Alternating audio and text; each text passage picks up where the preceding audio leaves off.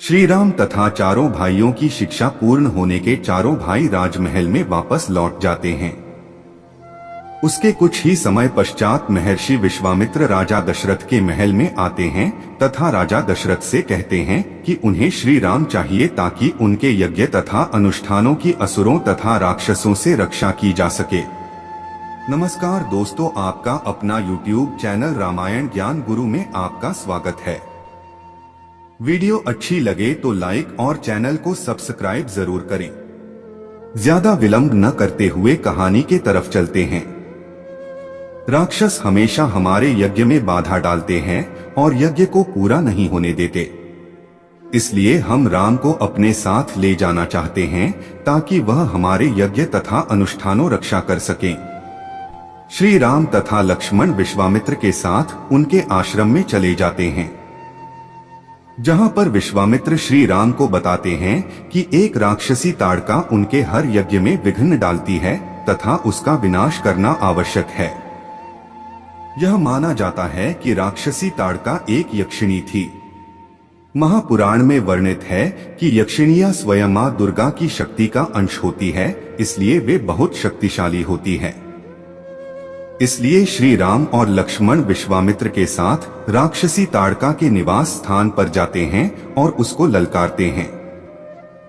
ललकार सुनकर राक्षसी ताड़का बाहर निकलती है और इन पर हमला करने लगती है। काफी समय तक युद्ध के बाद श्री राम अपने एक बाण से राक्षसी ताड़का का अंत कर देते हैं।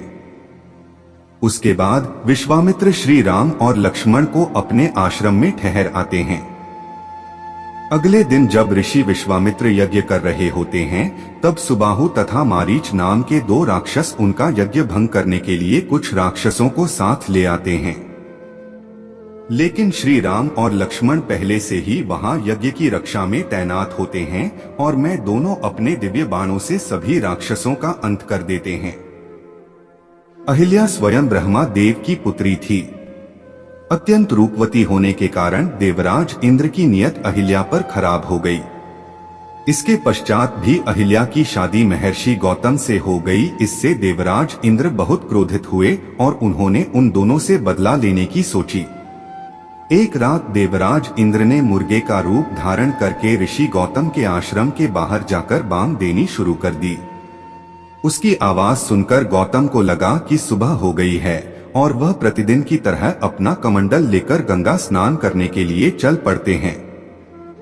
पीछे से देवराज इंद्र ऋषि गौतम का वेश धारण करके अहिल्या के पास चले जाते हैं और उसके साथ समागम करते हैं। जब ऋषि गौतम गंगा तट पर स्नान करने के लिए पहुंचते हैं तो उन्हें यह आभास होता है कि अभी सुबह हुई नहीं है। अवश्य ही किसी ने उनके साथ छल किया है, इसीलिए वह तुरंत अपने आश्रम की तरफ चल देते हैं। ऋषि गौतम अपने आश्रम पहुंचते हैं तो वह देखते हैं कि उन्हीं के भेष में एक व्यक्ति उनकी कुटिया से निकल रहा है। ऋषि गौतम परम तपस्वी थे, इसलिए वह छल वेश में भी देवराज इंद्र को पहचान जाते हैं और उसे कुरूप होने का श्राप देते हैं।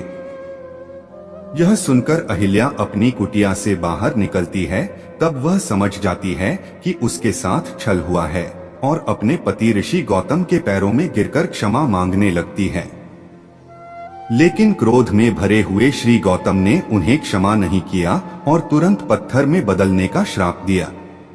बार बार मिन्नत करने के बाद ऋषि गौतम को अहिल्या पर दया आ जाते हैं और वह उसके मुक्ति का मार्ग बताते हैं। जब भगवान विष्णु राम अवतार में पृथ्वी पर आएंगे तब वह अपने चरणों से स्पर्श करके तुम्हें इस श्राप से मुक्त करेंगे। ताड़का वध के बाद जब महर्षि विश्वामित्र श्री राम और लक्ष्मण के साथ जनकपुरी की तरफ रवाना होते हैं, तब वह ऋषि गौतम के आश्रम से होकर गुजरते हैं, जहां पर वह श्री राम को अहिल्या की कहानी बताते हैं। तब श्री राम अपने पैरों से स्पर्श करके पाषाण में परिवर्तित हो चुकी अहिल्या को शाप मुक्त कर देते हैं।